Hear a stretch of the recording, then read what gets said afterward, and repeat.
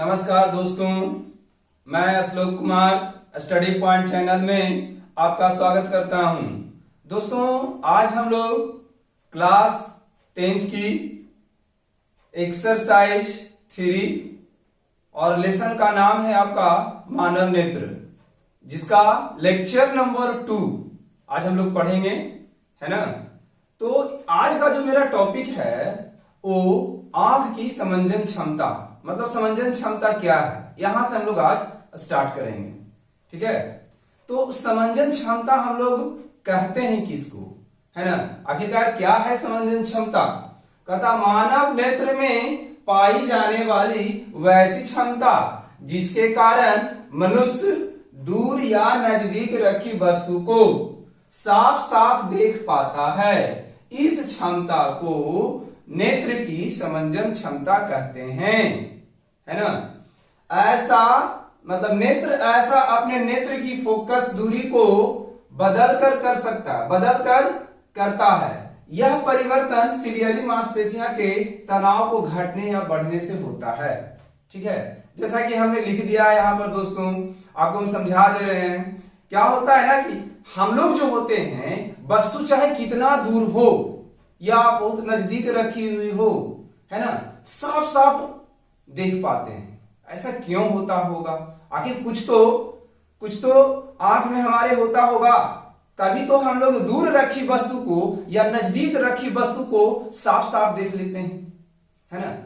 तो वही कहता है कि जब हम लोग दूर रखी वस्तु या नजदीक रखी वस्तु को, हमारे आंख में एक ऐसी क्षमता होती है कि जिसके कारण हम दूर या नजदीक रखी वस्तु को साफ साफ देख लेते हैं, है ना।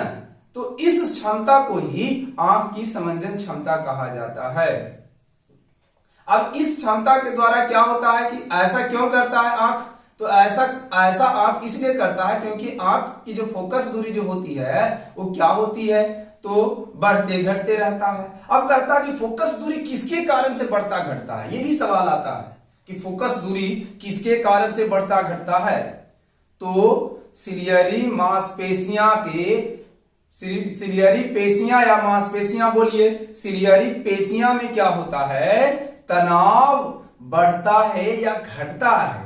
तो तनाव को जब बढ़ता है और घटता है, तो बढ़ने और घटने के कारण, है ना, एक बार आपको समझा देते हैं कि जब तनाव बढ़ेगा तो फोकस दूरी कम हो जाएगा, और जब तनाव सिलियरी मांसपेशियां का या पेशियां का जब तनाव जो होगा घटेगा तो उसका फोकस दूरी अधिक हो जाएगा। और यही फोकस दूरी को बढ़ने या घटने के कारण जो होता है, हम वस्तु को जो होते हैं साफ साफ देख पाते हैं। ठीक है, तो यहां तक तो हो गया। अब हम लोग देखेंगे समंजन की क्रिया। समंजन की क्रिया किस तरह से हमारे आंख में होता है, पहले ध्यान से समझिए आप जो हम बता रहे हैं। जब वस्तु अनंत पर रहे, जब वस्तु अनंत पर स्थित रहेगा, तो उस वस्तु से आने वाली प्रकाश की समानांतर किरणें हमारे आंख के कॉर्निया और नेत्र लेंस से अपवर्तन के बाद कहां पर जाकर, तो अपवर्तन के बाद रेटिना पर जाकर फोकसित हो जाता है। और जब रेटिना पर फोकसित होगा तो आपको पता है कि प्रतिबिंब रेटिने पर ही बनेगा। हाँ, तो कहां पर रेटिना प्रतिबिंब बन गया आपका? रेटिना पर बन गया। इसीलिए वस्तु जब अनंत में रखा हुआ रहे तो कोई समंजन की क्रिया नहीं होता है बाबू। क्योंकि आप जानते हो कि जब उत्तल लेंस में आप पढ़े होंगे कि जब उत्तल लेंस में वस्तु को अनंत पर रखा जाता है, तब उसका प्रतिबिंब जो होता है मुख्य फोकस पर बनता है। आंख में भी हमारा उत्तल लेंस है, और अनंत पर वस्तु रखा हुआ है, और उससे आने वाली प्रकाश की समानांतर किरणें हमारे आंख के कॉर्निया और नेत्र लेंस से अपवर्तन के बाद मुख्य फोकस पर जाकर क्या होगा, फोकसित हो जाएगा। अर्थात मुख्य फोकस कहने का मतलब कि आपका मुख्य फोकस पर सेट होता है रेटिना और वहीं पर जाकर फोकसित हो जाता है। इसका मतलब है कि आपका प्रतिबिंब जो है आंख में वो कहां पर बनता है, तो रेटिना पर बनता है। ठीक है, रेटिना पर प्रतिबिंब बन गया। अब वस्तु जो था वो तो बहुत दूर था, है ना।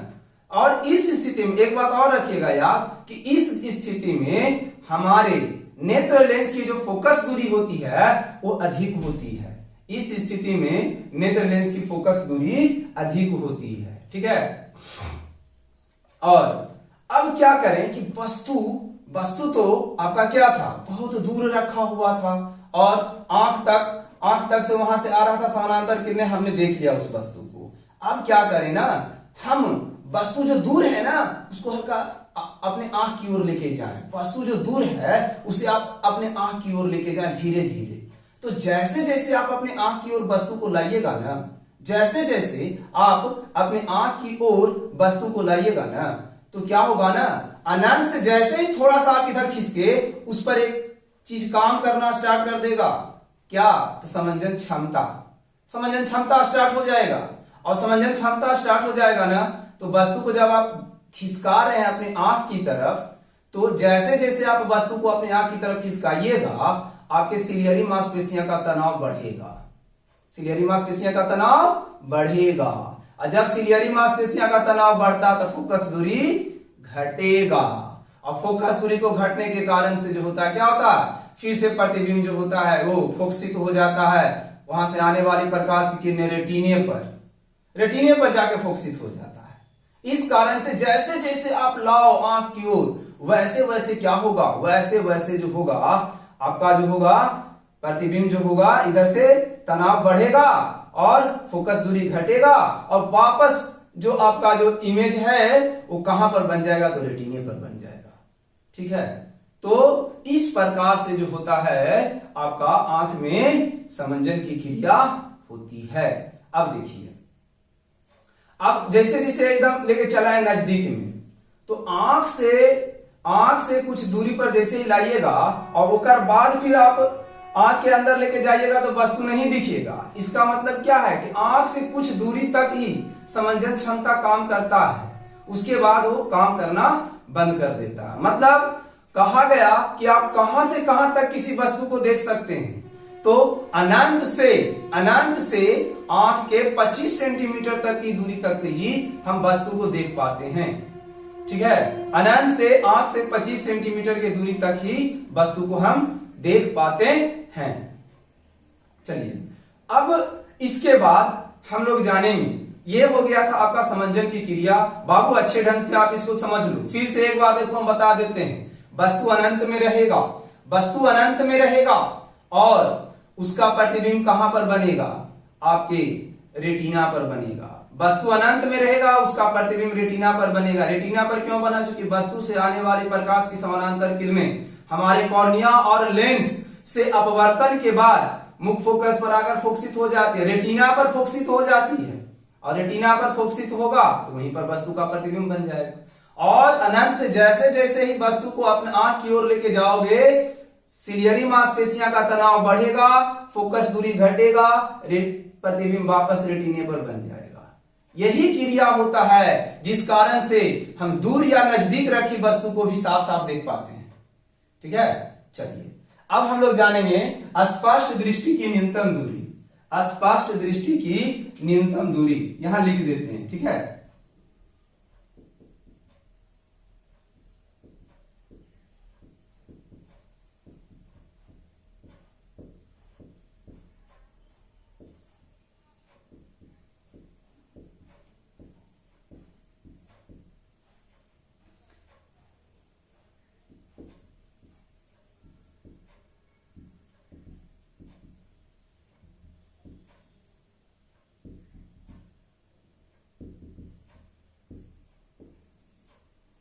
स्पष्ट दृष्टि की न्यूनतम दूरी, लिस्ट डिस्टेंस ऑफ विजन, है ना।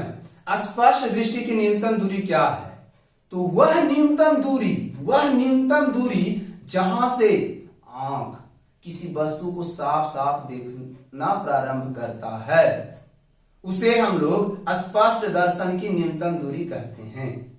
ठीक है, स्पष्ट दर्शन की न्यूनतम दूरी या स्पष्ट दृष्टि की न्यूनतम दूरी, बात बराबर है, उसको दर्शन भी बोला जाता है ना।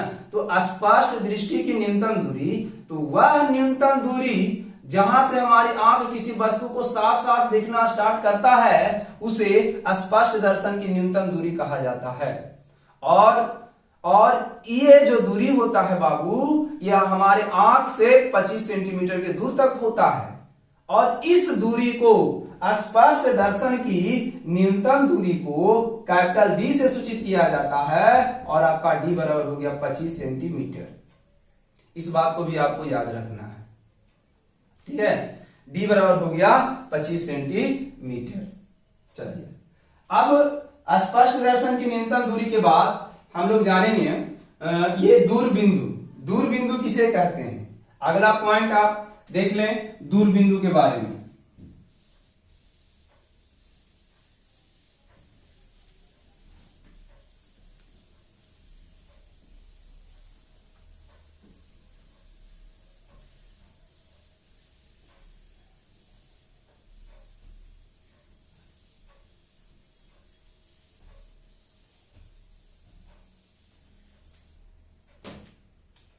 अब हम लोग देखेंगे दूरबिंदु, है ना। दूरबिंदु किसे कहते हैं? दूरबिंदु फार पॉइंट। दूरबिंदु क्या है? तो लिखेंगे कि वह दूर स्थित बिंदु, वह दूर स्थित बिंदु या वह दूरस्थ बिंदु जहां पर स्थित किसी वस्तु को, जहां पर स्थित किसी वस्तु को हम साफ साफ देख पाते हैं, है ना, उसे दूर बिंदु कहते हैं। वह दूर स्थित बिंदु, है ना, वह दूर स्थित बिंदु जहां पर स्थित किसी वस्तु को हम साफ साफ देख पाते हैं, उसे क्या कहा जाता है? तो उसे जो है दूर बिंदु कहा जाता है। और बाबू दूर बिंदु आपका क्या है? तो अनंत है, क्योंकि हमारा जो आंख जो होता है वो अनंत तक स्थित वस्तु को देख लेता है, इसीलिए आपका दूर बिंदु जब बोलेगा कितना होगा, तो दूर बिंदु अनंत होगा। और दूर बिंदु मतलब फार पॉइंट, फार मतलब पहला लेटर एफ, इसीलिए दूर बिंदु को एफ से सूचित किया जाता है। दूर बिंदु को एफ से सूचित किया जाता है। और दूर बिंदु कितना होता है? तो अनंत होता है, मतलब एफ का वैल्यू क्या होगा आपका? अनंत तक हो जाएगा, है ना। अब है निकट बिंदु। निकट बिंदु, निकट बिंदु मतलब नियर पॉइंट, नियर पॉइंट, है ना, निकट बिंदु। तो निकट बिंदु क्या है? तो वह निकट स्थित बिंदु जहां पर रखी किसी वस्तु का, वह निकट स्थित बिंदु जहां पर रखी किसी वस्तु को हम लोग क्या कर सकते हैं? साफ साफ देख सकते हैं, साफ साफ देख सकते हैं। और वो भी दूरस्थ में कोई समंजन क्षमता नहीं लगता है, लेकिन निकट वाला में समंजन क्षमता रखे लगेगा। तो इसको हम डिफिनेशन ऐसे देंगे, वह निकट स्थित बिंदु जहां पर रखी वस्तु को आंख समंजन क्षमता के द्वारा साफ साफ देख पाता है, उसे हम लोग क्या कहते हैं? निकट बिंदु कहते हैं, है ना बाबू। आंख समंजन क्षमता से साफ साफ देख पाता है, उसे निकट बिंदु कहते हैं। और निकट का इंग्लिश हुआ नियर पॉइंट। तो नियर एन, एन का मतलब क्या? एन का मतलब क्या बाबू? कि इसे जो है सूचित किया जाता है एन से, एन से सूचित किया जाता है, और कैपिटल एन से इसे सूचित किया जाता है ना। अब आप खुद सोचो कि कितना दूर तक हम लोग देखते हैं। अभी पीछे बताए थे 25 सेंटीमीटर, इसलिए एन का मान भी आपका कितना सेंटीमीटर होगा? 25 सेंटीमीटर होगा। तो निकट बिंदु आपका कितना हो गया? 25 सेंटीमीटर। दूर बिंदु कितना हो गया? अनंत। अब हम लोग एक बात और देख लेते हैं, दृष्टिपरास। दृष्टिपरास किसे कहते हैं? ठीक है, दृष्टिपरास क्या है? तो लिखिएगा कि निकट बिंदु और दूर बिंदु, निकट बिंदु और दूर बिंदु के बीच की जो दूरी होता है, के बीच की जो दूरी होता है, उस दूरी को दृष्टिपरास बोला जाता है ना। निकट बिंदु और दूर बिंदु के बीच की जो दूरी है उस दूरी को दृष्टिपरास बोला जाता है। इसका मतलब है कि दृष्टिपरास आपका कहां से कहां होगा, तो अनंत, ये 25 सेंटीमीटर से कहां तक बाबू, तो अनंत तक, 25 सेंटीमीटर से तक, ठीक है। 25 सेंटीमीटर से अनंत तक आपका क्या होगा, तो आपका जो होगा ये दृष्टिपरास हो जाएगा, ठीक है। चलिए, दृष्टिपरास तो हो गया। दृष्टिपरास का इंग्लिश क्या होता है, रेंज ऑफ विजन। दृष्टिपरास रेंज ऑफ विजन है ना, रेंज ऑफ विजन, दृष्टिपरास। अब हम लोग आगे देखते हैं दृष्टिदोष। दृष्टिदोष, दृष्टिदोष क्या है, किसे कहते हैं, ठीक है।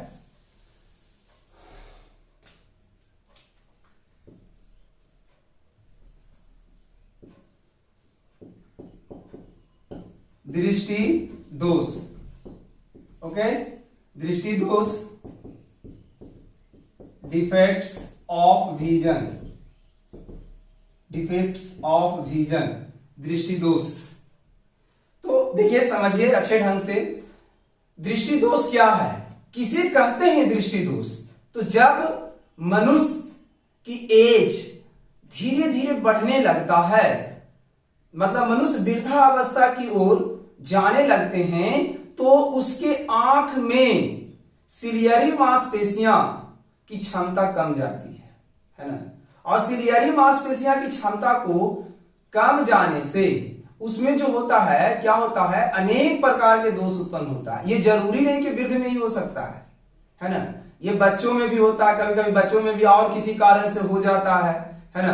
तो क्या लिखेंगे कि जब मनुष्य वृद्धावस्था में होते हैं या किसी कारण से उसके आंख में जो होता है कुछ दोष उत्पन्न हो जाता है, और उस दोष के कारण मनुष्य जो होता है अपने आंख में प्रतिबिंब को रेटिना पर बनाने की क्षमता को खो देता है ना। और इस दोष को ही हम लोग क्या कहते हैं, तो दृष्टि दोष कहते हैं। और दृष्टि दोष बाबू कितना प्रकार के होता है, तो दृष्टि दोष आपके बुक के अनुसार बता रहे हैं, दृष्टि दोष 3 प्रकार के होता है ना।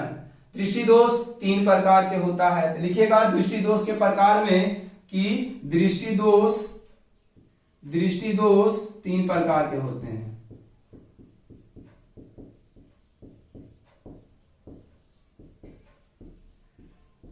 दृष्टि दोष 3 प्रकार के होते हैं, ठीक है। चलिए, दृष्टि दोष 3 प्रकार के होते हैं। पहला जो होता है वो आपका क्या होता है, निकट दृष्टि दोष।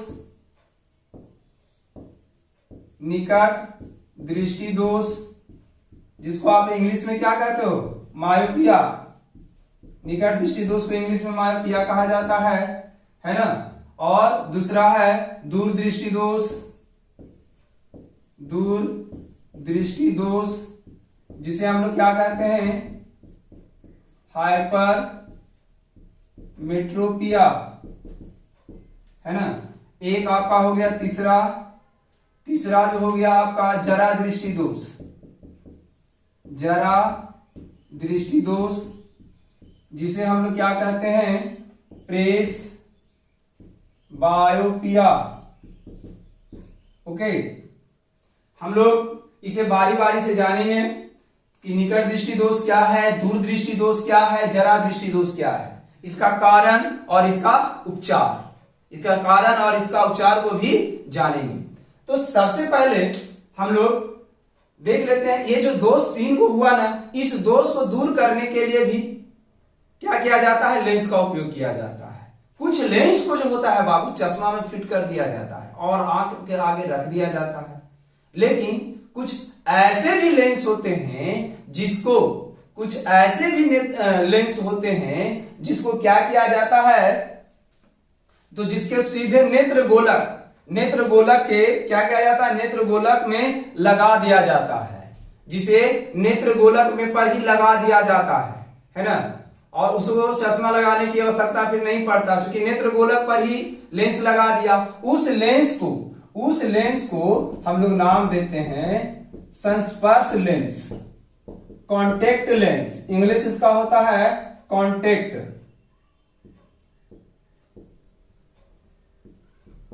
कॉन्टेक्ट लेंस, संस्पर्श लेंस, है ना।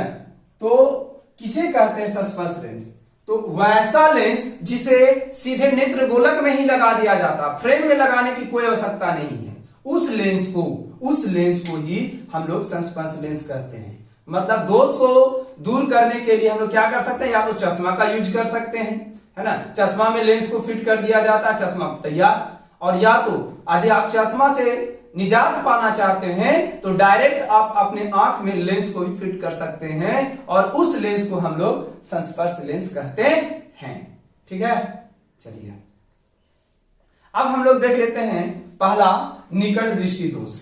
जैसा कि आप लिखा हुआ है निकट दृष्टि दोष, तो आपको लग भी रहा होगा कि निकट दृष्टि दोष मतलब निकट में दोष। जी नहीं सर, निकट दृष्टि दोष बोलेगा ना, निकट दृष्टि दोष बोलेगा ना, तो मानव नेत्र में पाए जाने वाला वैसा दोष, मानव नेत्र में पाए जाने वाला वैसा दोष जिसके कारण मनुष्य नजदीक की वस्तु को साफ साफ देख लेता है ना, नजदीक की वस्तु को साफ साफ देख लेता है और दूर रखी वस्तु को साफ साफ नहीं देख पाता है। और इस प्रकार के जो दोष है, इसी दोष को हम लोग निकट दृष्टि दोष कहते हैं। फिर से एक बार, मानव नेत्र में पाए जाने वाला ऐसा दोष जिसके कारण मनुष्य नजदीक रखी वस्तु को साफ साफ देख पाता है परंतु दूर रखी वस्तु को साफ साफ नहीं देख पाता है। और इस प्रकार के जो दोष है, इस दोष को हम लोग क्या कहते हैं, तो निकट दृष्टि दोष कहते हैं। अब बाबू निकट दृष्टि दोष तो हो गया, चलिए ठीक है, तो इसका कारण भी तो कुछ होता होगा ना। तो पहला कारण है कि नेत्र गोलक का लंबा हो जाना। पहला जो है ना आपका जो नेत्र गोलक है ना, नेत्र गोलक वो लंबा हो जाएगा, है ना। तो लंबा हो जाने से क्या होता है कि नेत्र लेंस और रेटिना के बीच की दूरी बढ़ जाएगा। नेत्र गोलक लंबा हो जाना अर्थात आपका जो नेत्र लेंस है और रेटिना पीछे होता है, नेत्र लेंस आगे होता है, इसके बीच की दूरी बढ़ जाता है। जी कारण से हम लोग को जो प्रतिबिंब जो बनता था कहां पर, रेटिना पर, वो रेटिना पर नहीं बन पाता। कहां पर बनता है इसको हम बताएंगे। ठीक है, आगे दूसरा पॉइंट है कि नेत्र लेंस का आवश्यकता से अधिक मोटा हो जाना। जब आपका जो नेत्र लेंस होगा वो आवश्यकता से अधिक लेंस में मोटा हो गया, और जब लेंस मोटा हो जाएगा बाबू तो उसका फोकस दूरी कम जाएगा। लेंस मोटा तो फोकस दूरी कम, और लेंस पतला तो फोकस दूरी बढ़ जाएगा। इस बात को भी आपको ध्यान रखना है कि कोई लेंस यदि पतला है तो उसका फोकस दूरी ज्यादा होगा, और कोई लेंस मोटा है तो उसका फोकस दूरी कम होगा। और यहां क्या हो गया कि लेंस की जो है क्या हो गया, कम हो गया फोकस दूरी। कैसे हो गया कम, तो आपका जो नेत्र लेंस जो है वो मोटा हो गया था, आवश्यकता से अधिक नेत्र लेंस मोटा हो गया, जिस कारण से ये दोष उत्पन्न हुआ। ठीक है, अब देखिए, अब इसको चलिए ठीक है, जरा इसके बारे में हम समझ लेते हैं कि ये जो मनुष्य में जो है होता कैसे है, निकट दृष्टि दोष होता कैसे है। अभी आपने कारण देखा, पहला कारण कि नेत्र गोलक को लंबा हो जाना, तो नेत्र गोलक लंबा होगा तो नेत्र लेंस और रेटिना के बीच की दूरी बढ़ जाएगा, तो प्रतिबिंब तो रेटिना से पहले बन जाएगा ना, पहले बनेगा ना। नेत्र गोलक जब लंबा हो गया तो नेत्र लेंस और रेटिना के बीच की दूरी बढ़ गया, और नेत्र लेंस और रेटिना के बीच की दूरी जब बढ़ गया तो बताइए कि क्या होगा, जो प्रतिबिंब को जो फिट किया जाता रेटिना पर, तो रेटिना चल गया यहां, तो क्या होगा कि अनंत में जब वस्तु रखा हुआ रहेगा तो उसका प्रतिबिंब रेटिना के पहले बन जाएगा। और जब रेटिना के पहले बन जाएगा तब तो हम वस्तु को देख ही नहीं पाएंगे। हमें प्रतिबिंब में रेटिना के पहले बन रहा, रेटिना पर बनता तब ना हमारे आंख के मस्तिष्क में जाता, क्योंकि क्या पाया जाता, दिक् तंत्रिका पाया जाता, वो मस्तिष्क में लेके जाता, वहां से संवेदना उत्पन्न होता है। लेकिन ऐसा नहीं हो रहा है ना, ऐसा नहीं हो रहा है। ठीक है, तब देखिए पहला बात क्या कि जब वस्तु अनंत में रखा हुआ रहेगा, जब वस्तु अनंत में रखा हुआ रहेगा, हमारे आंख के सामने जब वस्तु अनंत में रखा हुआ है तो वहां से वस्तु से आने वाली प्रकाश की समानांतर किरणें हमारे आंख और नेत्र लेंस से अपवर्तन के बाद कहां, रेटिना के पहले ही फोकसित हो जाता है। रेटिना के पहले ही फोकसित हो जाता है, जिस कारण से जो दूर रखी वस्तु है वो हमें दिखाई नहीं देता है। ठीक है, जो दूर रखी वस्तु है वो हमें दिखाई नहीं देता है। यही कारण है कि दूर रखी वस्तु हमको दिखाई नहीं दे रहा। कारण क्या है कि प्रतिबिंब बनना चाहिए था रेटिना पर, लेकिन रेटिना के पहले बन गया। आखिर पहले बनने का कारण क्या? नेत्रगोलक का लंबा हो जाना। नेत्रगोलक लंबा हो गया तो रेटिना तो बढ़ गया ना, लेकिन प्रतिबिंब जैसे यहां समझिए आप,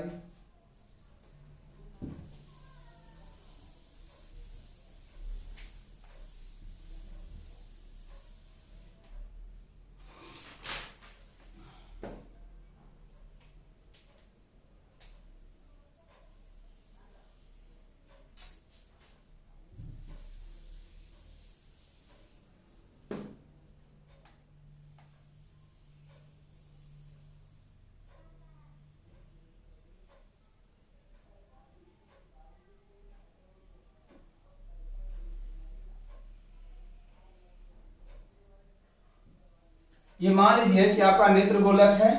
ठीक है, ये आपका नेत्रगोलक है बाबू, और ये हो गया आपका कॉर्निया। ठीक है,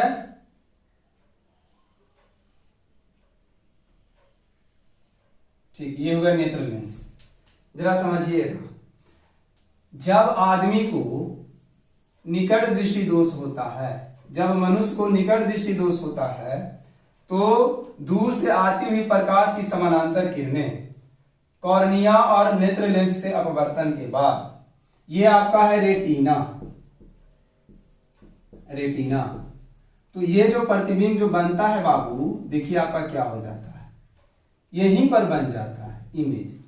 इमेज आपका रेटिना से पहले बन गया है ना, रेटिना पर नहीं बना, कहां पर बन गया? रेटिना से पहले ही बन गया इमेज। और जब इमेज आपका रेटिना से पहले बन गया तो बताओ आप वस्तु को देखोगे? वस्तु तो आपको दिखने नहीं करेगा, है ना, जिस कारण से हमें वस्तु नहीं दिखता है। देखिए, नेत्रगोलक लंबा हो गया, प्रतिबिंब समानांतर किरणें, आती प्रकाश की समानांतर किरणें कहां गया? यहां से गया, और कॉर्निया और नेत्र लेंस से अपवर्तन के बाद रेटिना के पहले प्रतिबिंब बना लिया।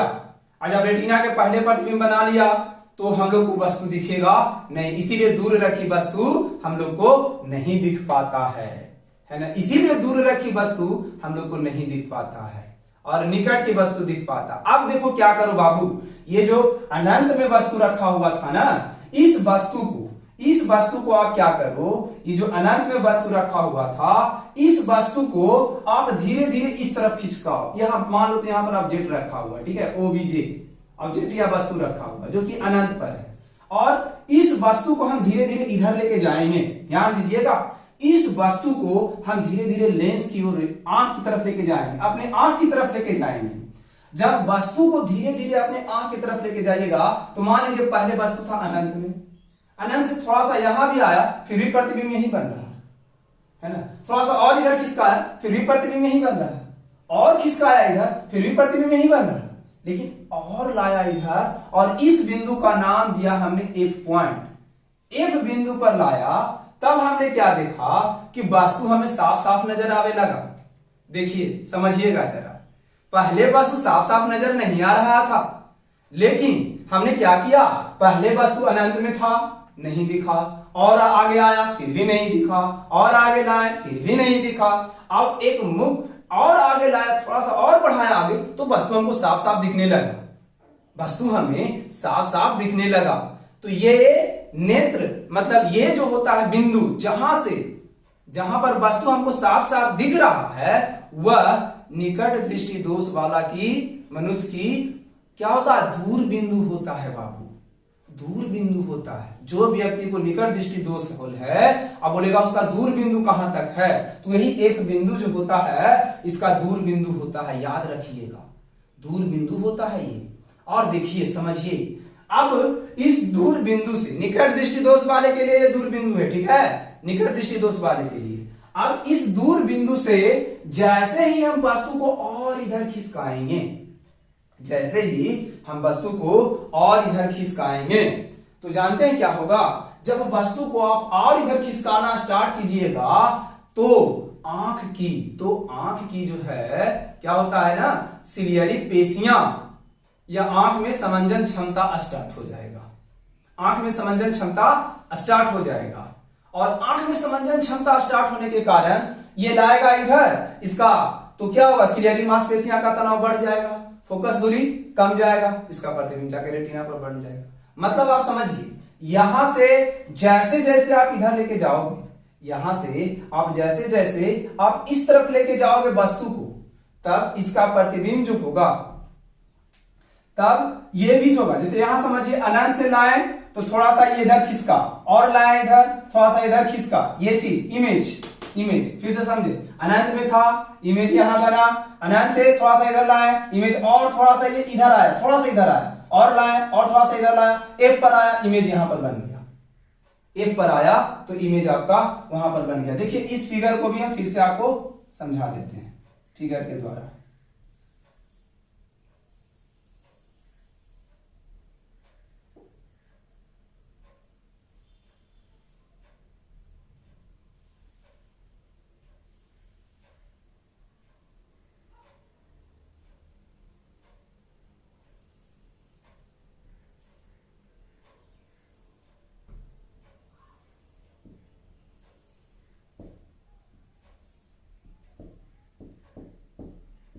देखिए है ना, ये एक बिंदु है, ये वाला पॉइंट जो हम बता रहे थे, पहले कहां था, वस्तु अनंत पर, इमेज बन गया रेटिना के पहले, अनंत खिसकाए इधर तो ये भी खिसकेगा इधर ही, ये भी इधर ही खिसकेगा, इसको खिसकाइएगा इधर, ये भी खिसकेगा इधर, ये यहां आया तो ये यहां आया, यहां था, यहां लाया तो ये और थोड़ा सा इधर आया, यहां आया तो और थोड़ा सा इधर आया, यहां आया तो देखिए इमेज बन गया रेटिना पर, इमेज बन गया रेटिना पर। और रेटिना पर जब इमेज बन गया तो वस्तु हमको यहां से दिखना स्टार्ट हो गया, यहां से दिखना स्टार्ट हो गया वस्तु। अब क्या करेंगे ना कि यहां से अब वस्तु को हम और इधर लेके जाएंगे, हम और इधर लेके जाएंगे वस्तु को।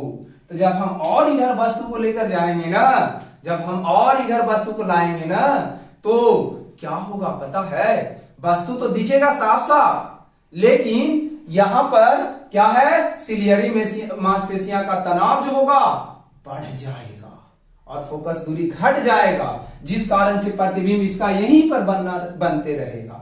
वस्तु को लेते जाओ, प्रतिबिंब यहीं पर बनते जाएगा, है ना, और एक समय प्रतिबिंब यहीं पर बनेगा, ठीक है। और एक समय ऐसा आएगा कि वस्तु का जो है क्या है, निकट बिंदु है, मतलब आंख के निकट बिंदु है, निकट बिंदु पर भी ये यहां से वस्तु के लेके जाओगे, निकट बिंदु पर भी वस्तु के लेके जाओगे तो भी आपका जो होगा इमेज जो होगा बनेगा, साफ साफ दिखेगा। निकट बिंदु से थोड़ा सा इधर भी लाओगे ना, निकट बिंदु से थोड़ा सा इधर भी लाओगे, फिर भी वस्तु आपको साफ साफ दिखेगा, लेकिन यहां के बाद फिर वस्तु आपको साफ साफ नहीं दिखेगा। अर्थात जरा समझिएगा, अर्थात ये जो निकट दृष्टि दोष वाला था, निकट दृष्टि दोष वाला जो व्यक्ति है उसका दूर बिंदु ए पे है, लेकिन अनंत नहीं है, देखिए आंख से कुछ दूरी पर है ना। और निकट बिंदु देखिए एन नहीं है, एन डैश है, और एन डैश जो है आंख के नजदीक है, और एन जो है आंख से कुछ दूरी पर है, लेकिन एन से ये पहले एन डैश आ गया है। इस बात को आपको ध्यान में रखना है, ठीक है। तो निकट बिंदु इसका क्या हो गया, निकट बिंदु तो ऐसे एन था, लेकिन बन गया कुछ एन डैश, एन डैश तक भी गया, फिर भी हमको वस्तु साफ साफ दिखने लगा, ठीक है। अब ये तो दोनों चीज हो गया कि कैसे कैसे होता है। पहले क्या होता है, ये बढ़ गया, और इसके बारे में भी हमने देख लिया कि क्या होगा, एफ क्या है, तो आपको पता होना चाहिए कि एफ क्या है। एफ जो है आंख की दूरी है, आंख से किसकी दूरी है, तो निकट दृष्टि दोष वाले की दूर बिंदु है, निकट दृष्टि दोष वाले की दूर बिंदु एफ है। और एन डैश क्या है, तो ही निकट दृष्टि दोष वाले की निकट बिंदु है, ठीक है। चलिए आगे हम लोग एक चीज और देख लेते हैं। अब इसका संशोधन, उपचार कैसे किया जाता है, उपचार कैसे किया जाता है, जरा उपचार के बारे में हम लोग देख लें एक बार, ठीक है।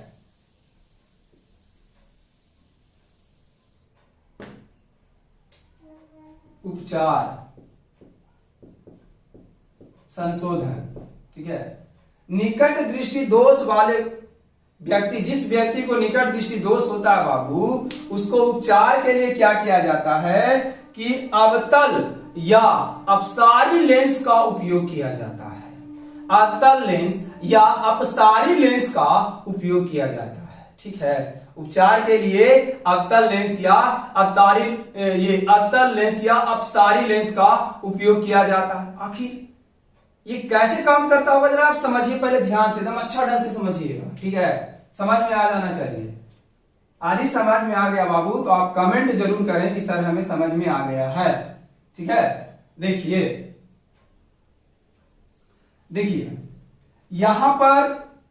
यहां से समानांतर किरणें आई और आंख के आगे आपने लगा दिया कौन सा लेंस? अवतल लेंस।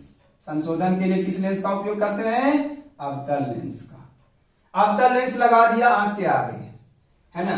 यहां पर भी वस्तु रखा हुआ था, एक बताए थे ना, दूर बिंदु है। अब देखिए क्या होता है, जब आप यहां पर लेंस लगा दीजिएगा बाबू, यहां पर लेंस लगा दीजिएगा तो ये लेंस जो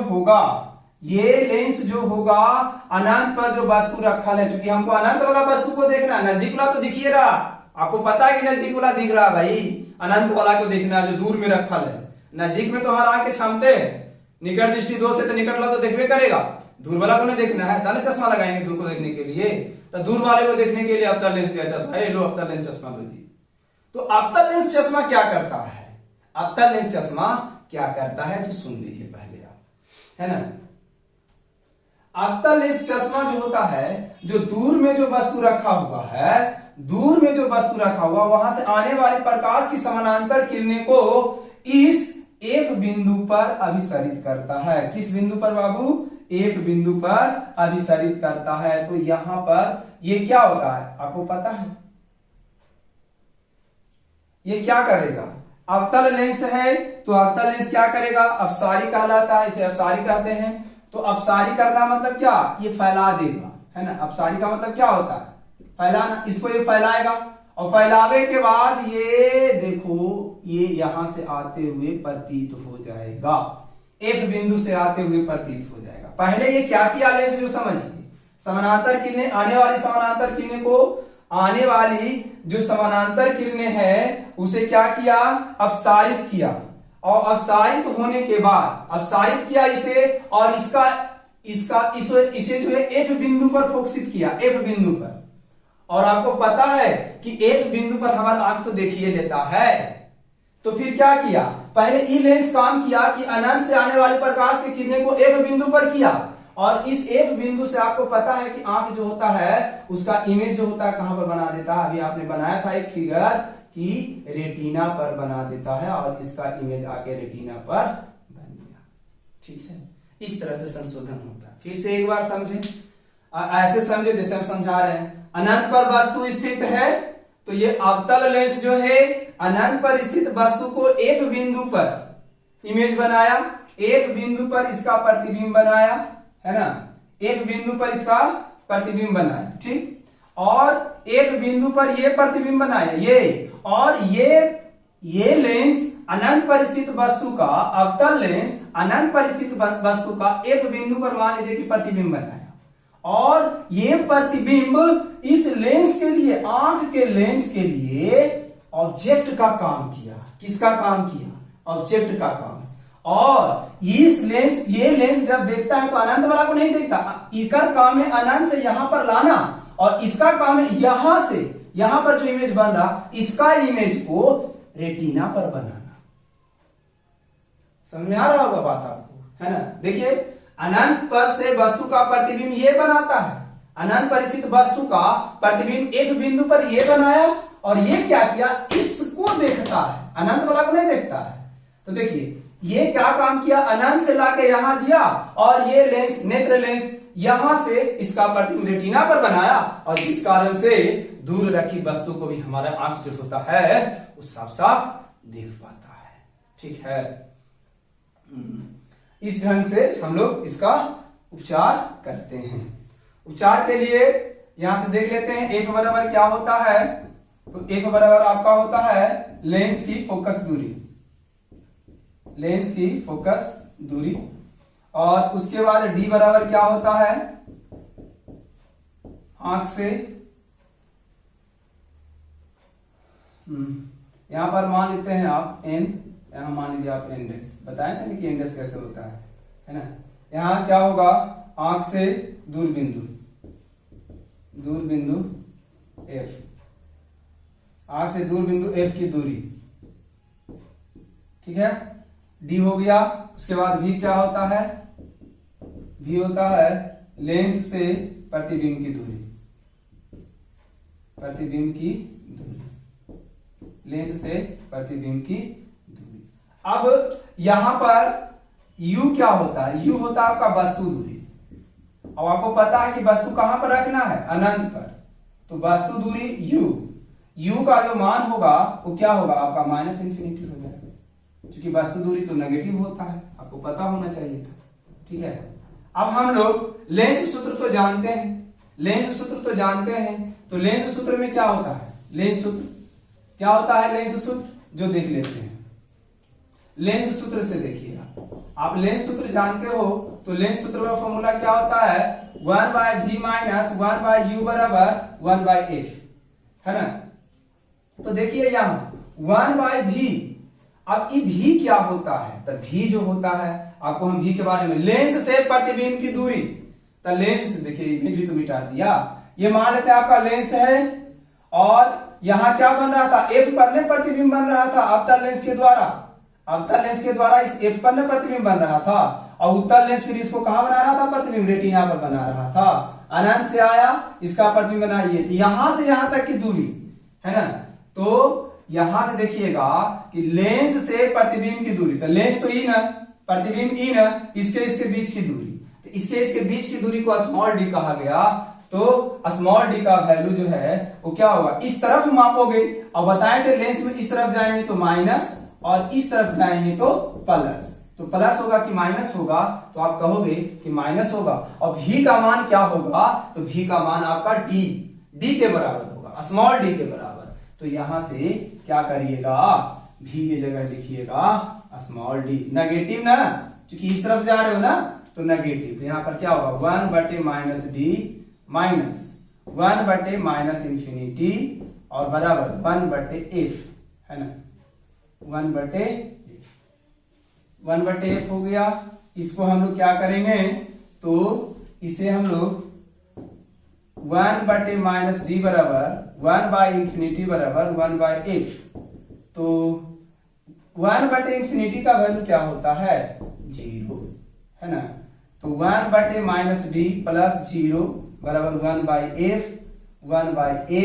और यहां से 1/-d बराबर 1/f, और क्रॉस मल्टीप्लीकेशन करेंगे तो f बराबर -d, अर्थात f बराबर आ गया आपका -d। इसका मतलब है कि दूर बिंदु और फोकस दूरी दोनों आपस में क्या होना चाहिए, बराबर होना चाहिए, तब जो है मतलब उसका संशोधन किया जा सकता है ना।